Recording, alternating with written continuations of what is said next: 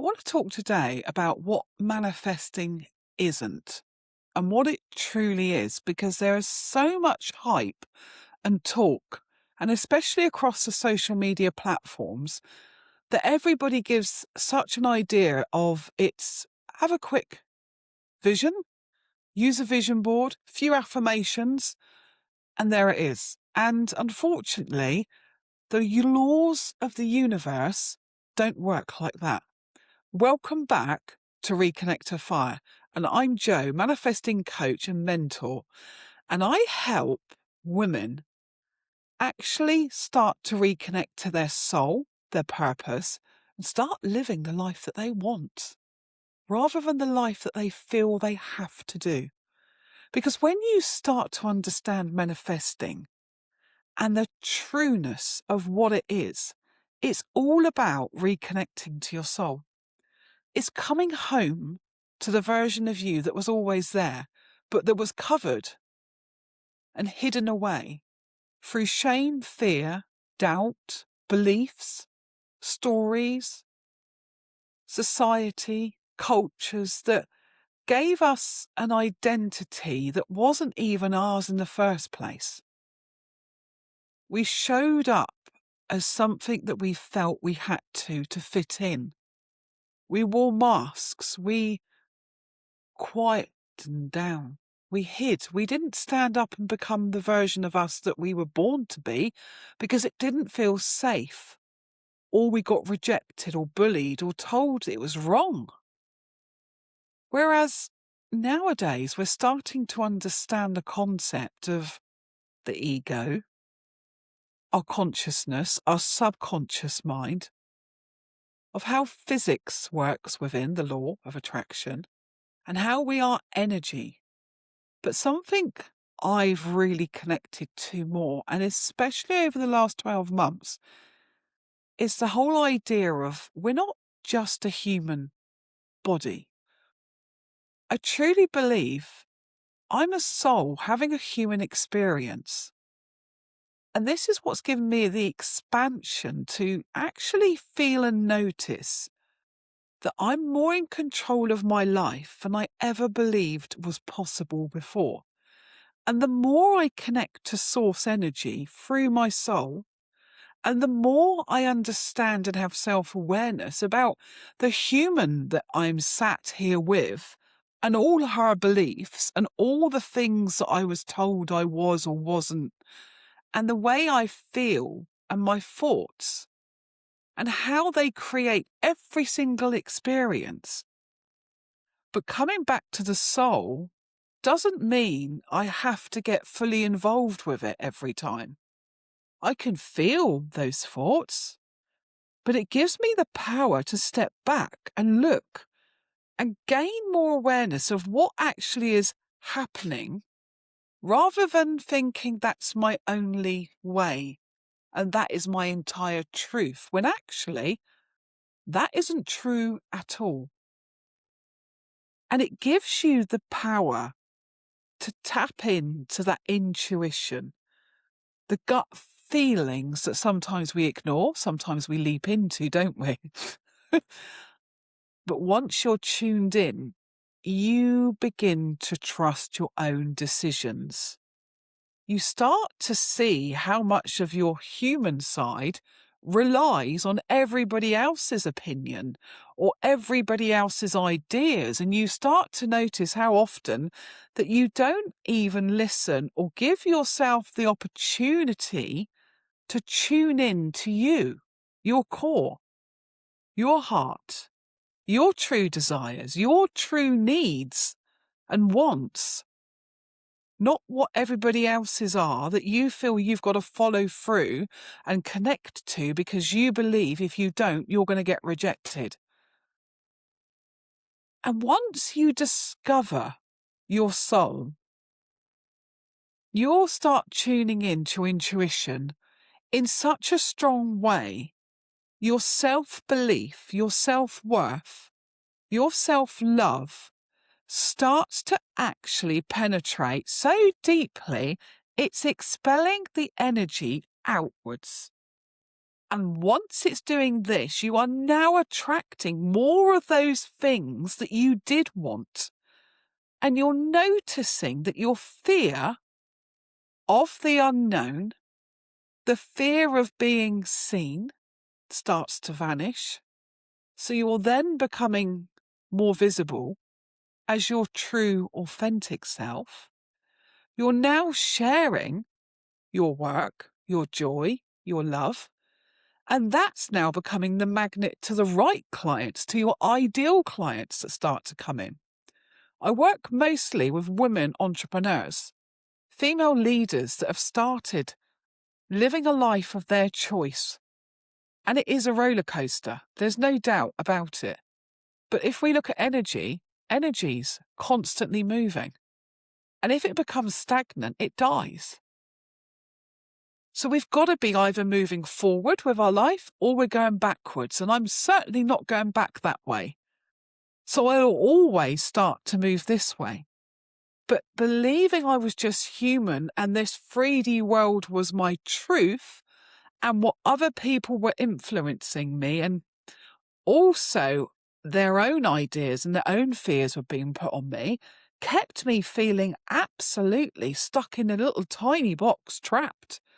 So unhappy, so despair with life that I truly believed I couldn't be any different. I didn't think I could earn any more. I didn't think I was clever enough to even understand anything different. And why would I even have the capacity to start studying again at this age? It wasn't even in my mindset. It wasn't available to me in my view. I didn't have the people around me that would even know about this. So I was stuck. And it wasn't something I was happy with. I needed the freedom, I needed this expression, and I needed to get out of this.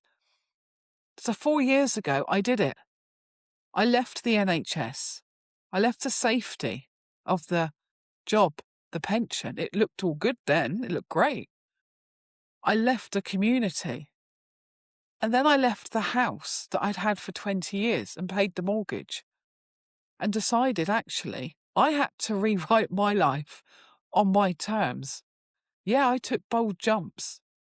But for anyone that has turned and decided to start their own business will tell you the same.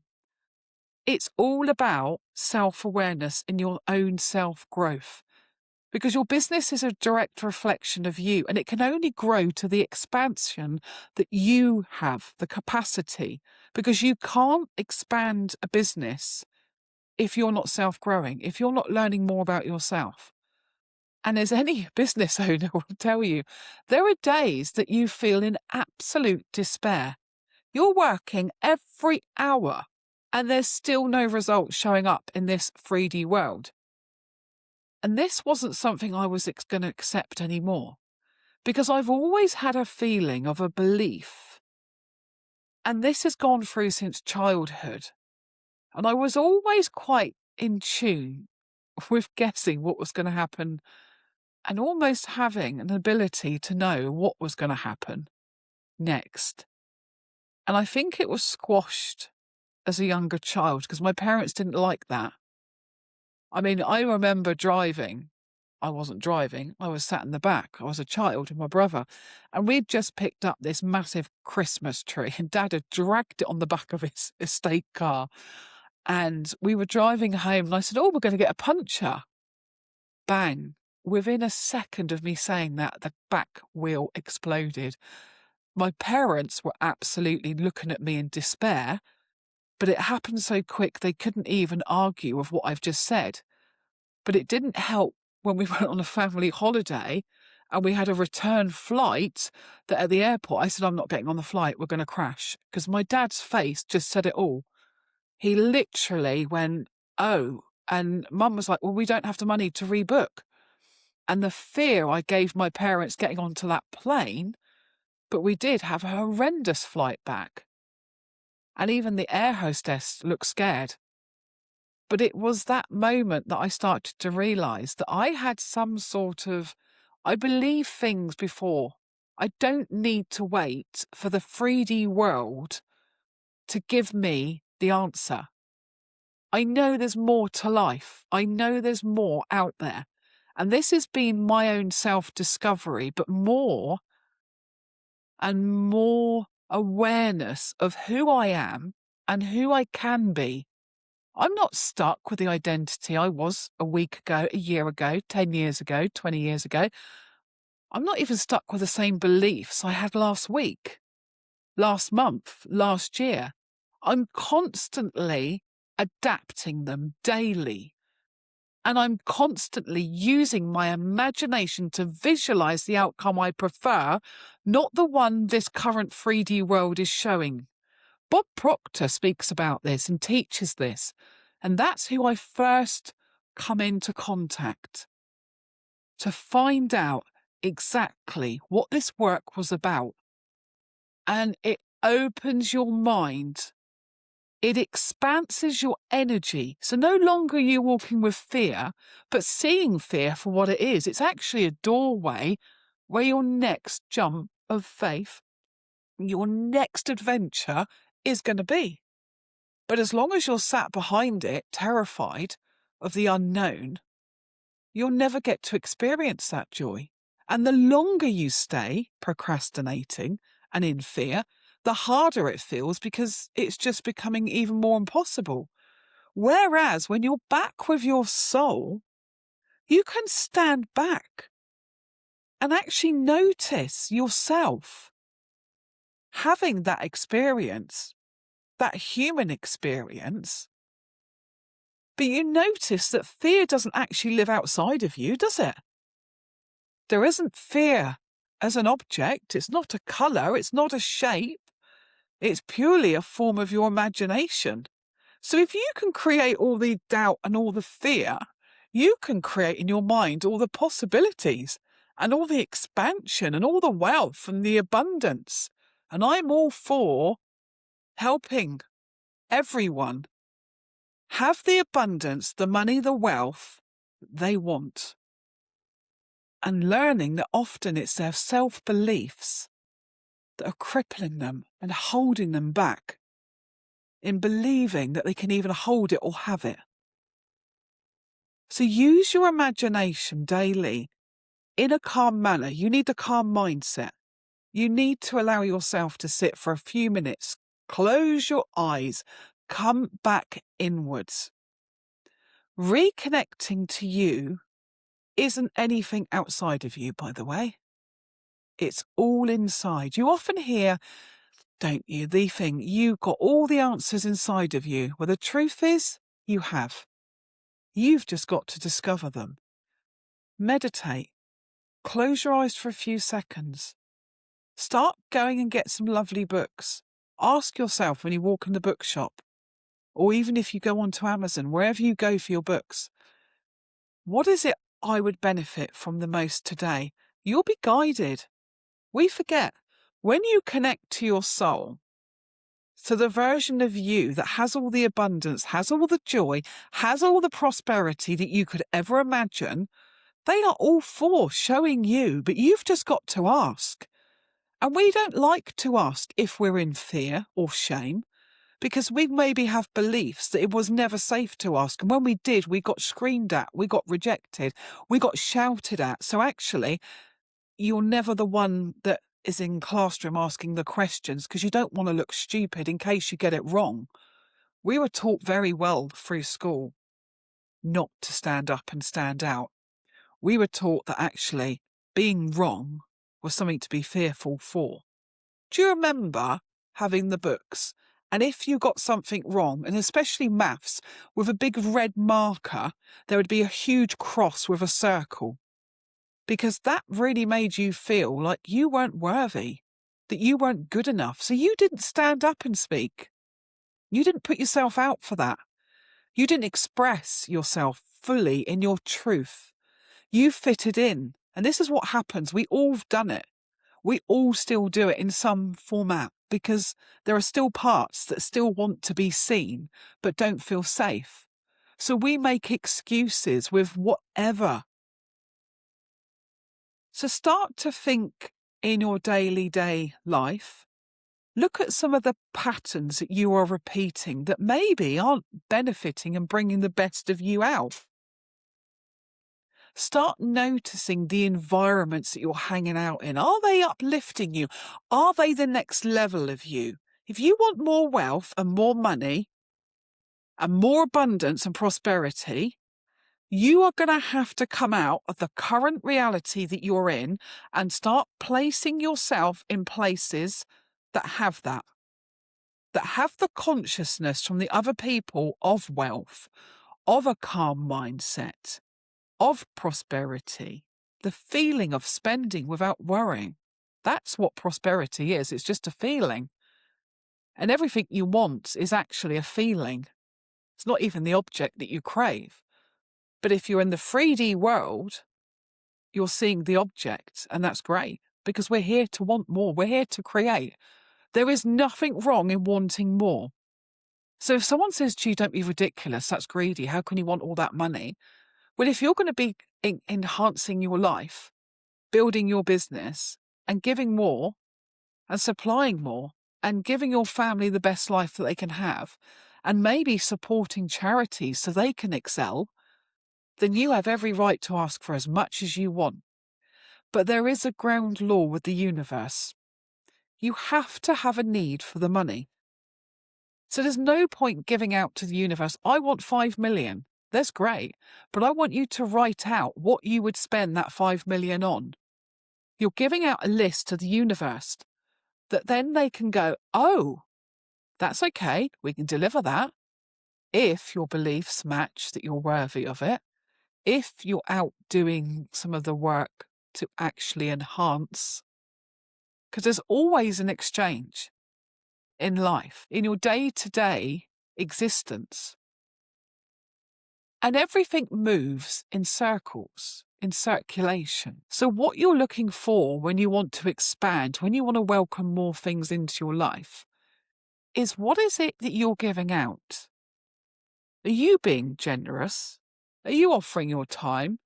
Are you giving up things, maybe to charity shops, without feeling the lack, but feeling gratitude that you can circulate some more money, that you can circulate some more wealth for other people? Because remember, what we give out, we get back. So if we're not feeling ourselves, we can't expect to get exactly what it is we want back. So start to notice you.